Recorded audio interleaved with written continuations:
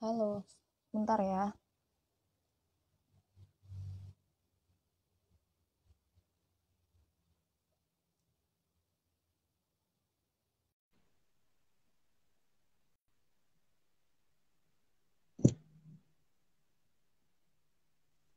Nah, oke, Halo Pak Bimo, selamat siang. siap. Ya apa-apa saya pakai masker ya. Iya, iya, nggak apa-apa Pak. Oke. Ya udah, saya ke situ dulu ya. Bu Becky ya. Oh, tenang, aman, aman ya. Dia. Bentar. Ini ternyata gua ada ini Zoom dulu nih. Diundang aduh. Siap, bagaimana? Iya, terima kasih Pak udah menyempatkan waktunya untuk ngobrol bareng di sini. Bagaimana? Ya, Pak Saya Bimo, belum pernah ini, pakai ini. oh, ya nggak apa-apa kok Pak. Ini, Ya, bagaimana? jadi ini sesinya tanya jawab. Nah, nanti Ya, saya akan menanyakan beberapa pertanyaan dari para ya, penulis dari tim buku Titik Intelektual. Nanti begitu ya, pun sebaliknya Pak Bimo juga bisa menanyakan tentang buku mungkin pada saya, Pak. ya boleh. Ya boleh. Ya silakan. Mulai sekarang ya, Pak. Ya boleh, boleh. Ya. Pak, kalau Pak Bimo kan sering kan dulu diundang oleh Eyang ke mana-mana gitu, Pak. Nah, itu Ya. sosok Eyang Habibie di mata Pak Bimo itu seperti apa sih, Pak? Ya, jadi Eyang Habibie itu tentu saja adalah tokoh bangsa ya. Selain dia Ya, bekas Menristek, tapi juga dia adalah pernah menjadi wakil presiden dan terakhir ada puncaknya menjadi presiden. Tentu saja dia sangat pintar sekali ya kan untuk zaman sekarang aja kita ini yang pernah sekolah keluar negeri aja masih menganggap Eyang ini orang yang pintar gitu loh ya. Apalagi di zamannya dulu tahun-tahun 80, 90 kan gitu. Jadi luar biasa pemikirannya pintar, apa namanya dia masih wawasannya sangat luas ya kalau ngobrol tuh bisa berjam-jam ya jadi pemikirannya tuh tajam dan komprehensif gitu loh total gitu loh kita aja yang muda-muda bisa kalah kalau diskusi dengan yang Habibie jadi seperti itu. Nah makin usia makin kesini ya Pak yang Habibie lebih lebih tidak hanya membahas soal teknologi tapi juga tentang kebangsaan, terakhir tadi tentang cinta, tentang kasih sayang, keluarga dan lain sebagainya. Seperti itu. Jadi yang Habib itu ya luar biasa. Tapi Pak dulu kan Pak Bimo pernah mendapat beasiswa dari Eyang. Ya, Itu ceritanya ya, bagaimana, Pak? ya. Jadi intinya tahun-tahun 80 sampai 90 tuh eh, apa namanya ada program beasiswa tuh tamatan SMA boleh apply ke Kementerian Riset dan Teknologi ya. Nah Iya. untuk ikut beasiswa terus nanti ada tesnya, ada matematik, fisika, kimia ya. Kita dites, ada psikotesnya, ada tes bakat, semuanya dites selama 1 bulan. Yang apply itu ribuan orang, tapi yang diterima hanya 100 orang rata-rata per tahunnya. Nah, Hmm. jadi dari tahun 80 sampai hampir tahun 2000 lah itu. Jadi hampir 4.000 orang ya kira-kira terkirim ke luar negeri baik tingkat S1 maupun tingkat S2. Jadi itu intinya eh, prosesnya kuliah selama 5 tahun di luar negeri di Amerika, di Jerman, Prancis, Belanda, Inggris, Jepang, semua negara maju untuk bidang sains dan teknologi. Setelah lulus kita diminta untuk pulang untuk bekerja di industri-industri strategis seperti PTTI, PAL ya, BPT, LIPI, LAPAN semuanya. Seperti itu. Itu beasiswa itu sampai sekarang masih ada nggak, Pak? Nah, itu dia sejak tahun 2000 berhenti beasiswanya. Nah, karena Hmm. kan krisis moneter, terus juga apa namanya pemerintah dulu reformasi dan lain sebagainya. Jadi berhenti dan sampai sekarang belum dilanjutkan lagi. Nah, itu kelemahannya sekarang. Jadi belum ada program beasiswa untuk tamatan SMA yang akan S1 kuliah S2 gitu. Jadi itu yang mendorong Pak Bimo untuk mendirikan Biro Manajemen gitu, Pak. Iya, itu salah satunya kenapa saya mendirikan Euro Manajemen karena merasa pemerintah kok tidak meneruskan program beasiswa Habibie yang bagus ini. Nah, itulah akhirnya swasta coba mengisi kekosongan itu. Makanya Euro Manajemen didirikan semata-mata untuk apa namanya tetap ruhnya program beasiswa ini ada, namun dengan biaya orang tua ya, tanpa biaya beasiswa dari pemerintah. Tapi kita selalu akan dorong terus pemerintah untuk segera membuat program-program beasiswa tamatan SMA ini, karena sampai saat ini belum ada terjadi gitu. Terbaik di luar negeri itu pada saat usia tamat SMA, seperti itu. Itu sangat penting ya Pak untuk tamatan SMA belajar di luar negeri gitu Pak. Saya pikir iya, banyak negara juga melakukan hal yang sama, karena waktu terbaik untuk sekolah ke luar negeri itu ya di tamatan SMA. Karena apa? Karena usianya masih muda, kemampuan bahasanya masih bagus, ya kan, kamu bisa belajar bahasa apapun di tamat SMA gitu loh. Terus juga belum menikah, masih single ya, ingat belum ada beban keluarga, beban istri, anak, suami, seperti itu. Jadi itu waktu yang tepat gitu loh. Terus adaptasinya juga lebih bagus ya kalau tamat SMA, karena usianya masih 17-18 tahun. Waktu yang pas lah untuk apa namanya beradaptasi dengan budaya lain seperti itu. Mungkin gitu. Oh gitu. Tapi Pak Bimo dulu waktu sekolah di luar negeri gitu ya Pak, mungkin culture-nya kan sangat berbeda dari kalau Yeah. di budaya Indonesia kan mungkin berbeda kan dari Yeah. budaya di luar negeri. Itu Yeah. beradaptasinya itu seperti apa Pak Bimo? Kalau yang Pak Bimo rasakan sendiri? Bagaimana, ulang lagi?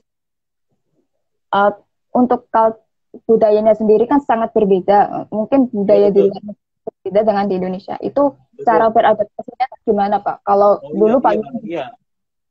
Iya, jadi memang kan kebetulan saya dikirim ke Amerika ya kan, ya budaya Amerika kan beda sama budaya Indonesia. Ada yang dikirim ke Jepang, ada yang dikirim ke Australia ya kan, cuma budaya Amerika memang completely berbeda banget ya kan, karena kan negara barat ya, negara bebas, free country. Jadi memang ya tapi pada intinya budayanya sih sebenarnya sama ya dalam bentuk apa hubungan keluarga, hubungan komunikasi. Cuma memang ada hal-hal yang kita kadang kaget, misalnya hubungan laki perempuan ya kan, di sana kan bebas dan lain sebagainya. Nah itulah kita fungsinya, kita harus punya mental yang kuat, kita harus bisa membedakan mana yang baik, mana yang negatif menurut kita ya, pendapat kita ya.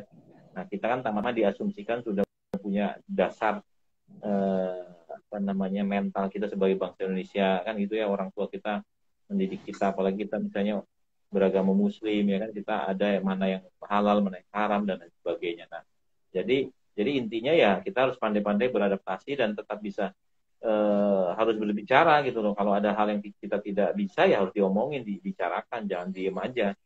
Ya misalnya suatu saat kita makan di rumah orang Amerika, misalnya tiba-tiba dia menyodorin misalnya makanan haram gitu ya, kita harus ngomong, mohon maaf saya tidak bisa makan ini, harus dibicarakan gitu loh, supaya orang baratnya mengerti, karena kalau dia tersinggung dan lain sebagainya. Jadi harus terbuka, memang salah satu syarat untuk beradaptasi dengan cepat di sana. Dan kita harus sampaikan kenapa alasannya ya. Iya, Pak, kalau saya kan pernah baca gitu ya, banyak yang bilang kalau di tahun 2045 itu Indonesia itu akan menjadi negara terbesar. Iya Itu betul. benar nggak, Pak? Iya, jadi memang banyak penelitian ya kan, laporan-laporan dari berbagai asing khususnya ya, seperti McKinsey, World Bank ya, UNESCO, UN ya, bahwa Indonesia akan menjadi salah satu negara besar dunia.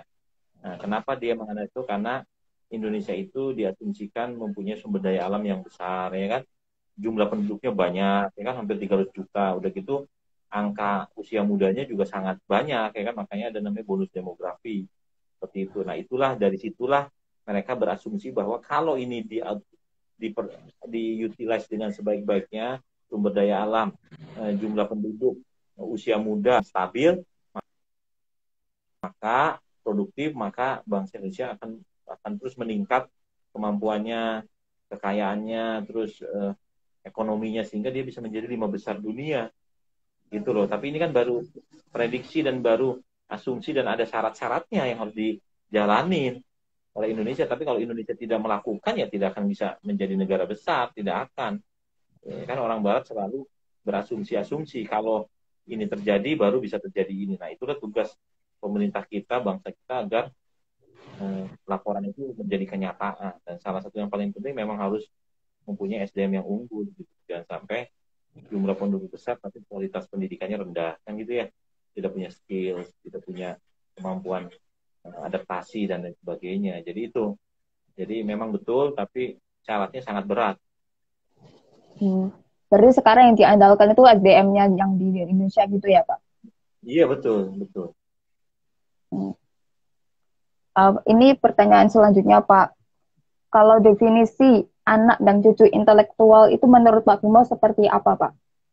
Ya, anak dan cucu intelektual Habibie ya tentu saja kan Pak Habibie itu punya visi besar ya bagaimana menjadi bangsa mandiri yang menguasai sains dan teknologi, bangsa yang percaya diri ya kan beriman dan bertakwa. Nah, itu intinya Pak Habibie itu dia terus menggaungkan agar bangsa kita ini harus menjadi bangsa besar, mempunyai kemampuan SDM yang unggul, punya keahlian global, percaya diri ya kan. Itu yang Iya, disebut Habibie itu ya kan. Nah, anak intelektual Habibie ya harusnya orang-orang yang mempunyai pemikiran yang sama gitu loh. Artinya dari segi kualitas SDM-nya dia harus unggul, harus maju, harus berpendidikan, harus cerdas ya kan, harus kuliah ya kan, harus sekolah setinggi mungkin itu. Ya kan, kedua mempunyai iman dan takwa ya kan. Udah gitu dia harus inklusif ya kan, tidak membeda-bedakan, dia harus bersatu. Nah, jadi itu yang disebut anak intelektual. Anak itu artinya usianya mungkin 40-50 tahun sekarang. Tapi kalau cucu mungkin usia-usia 30 sampai 40 tahun, yang disebut cucu intelektual itu usia 30 sampai 40 tahun. Karena cucunya Pak Habibie kan usianya sekarang ya sekitar 25, ya 26, 27 seperti itu. Ya. iya.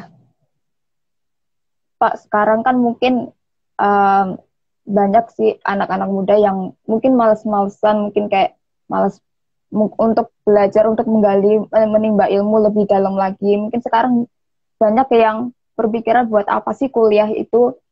Ya. Banyak orang yang berpikiran kayak gitu. Teman-teman saya juga sebagian besar Ya. ada yang berpikiran kayak gitu. Nah, itu Ya. cara menanggapinya itu seperti apa, Pak?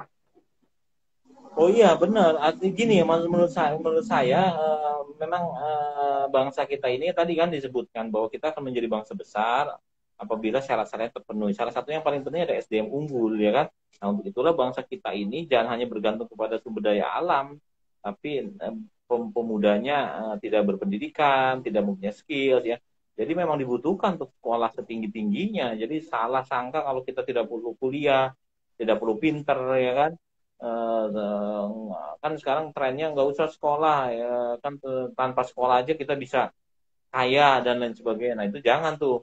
Kita harus punya punya apa namanya visi besar atau cita-cita sekolah setinggi tingginya, baik level S1, S2, S3, bahkan sekolahnya harus ke luar negeri. Karena itu yang paling penting ya kan, agar bangsa kita ini direspek dunia, bangsa-bangsa Cina, India, Korea Selatan tuh karena negaranya itu karena penduduknya tuh pinter-pinter semua. Jadi salah besar kalau ada orang yang menganggap bahwa tidak perlu kuliah, cukup pengalaman saja. Jangan, itu salah total. Nanti kita jadi bangsa kuli, ya kan? Kalau nggak sekolah kan kita nggak punya ilmu, ya kan? Kita nggak ada Iya, inovasi, ya kan? Tidak minder, ya kan? Tidak punya kemampuan. Padahal bangsa-bangsa di dunia ini terus bersaing. Ya. Bangsa yang unggul itu ada bangsa yang menguasai sains dan teknologi. Untuk menguasainya harus belajar setinggi-tingginya gitu loh ya. Jadi salah total itu harus diralat, itu nggak boleh ngomong gitu. iya kan banyak banyak orang yang teman-teman yang seperti itu, mungkin pemikirannya kayak Jangan. gitu. Iya, karena ada orang yang udah tamat SMA langsung kerja aja cari uang ya boleh aja. Yang tidak mampu kemampuan atau ini silang, tapi sebanyak mungkin bangsa kita harus sekolah setinggi tingginya. Makanya pemerintah harus mendukung program-program beasiswa pengiriman ke luar negeri dan lain sebagainya. Gitu Hmm, ya. iya, iya Pak.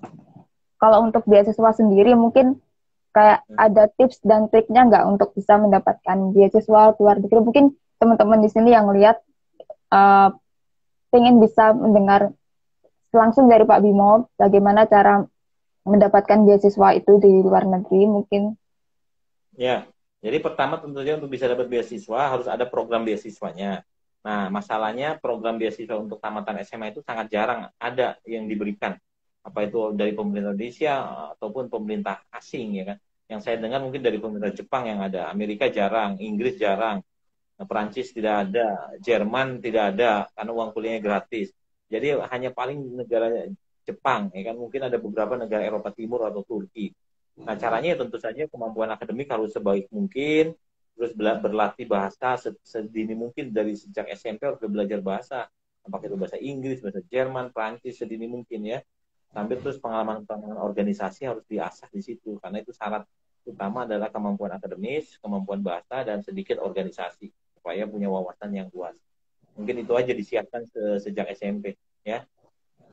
Ya kalau beasiswa yang saya dengar itu beasiswa LPDP itu untuk S2 dan S3 ya Pak?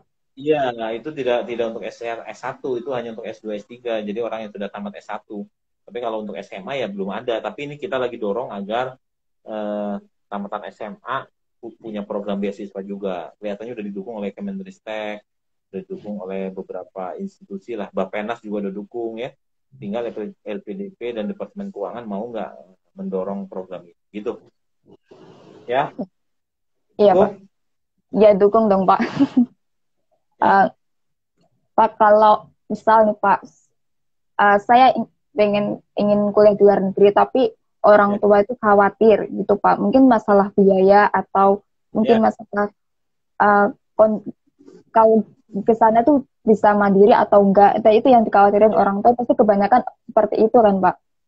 Ya.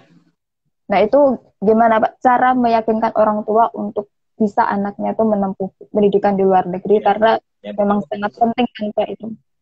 ya, kamu harus meyakinkan bahwa kamu ada mampu dari segi akademis, punya kemampuan ya. Terus juga kemampuan bahasanya harus sebaik-baiknya. Kalau bahasa Inggris ya harus IELTS-nya harus bagus, pokoknya sedini mungkin tunjukkan ke orang tua.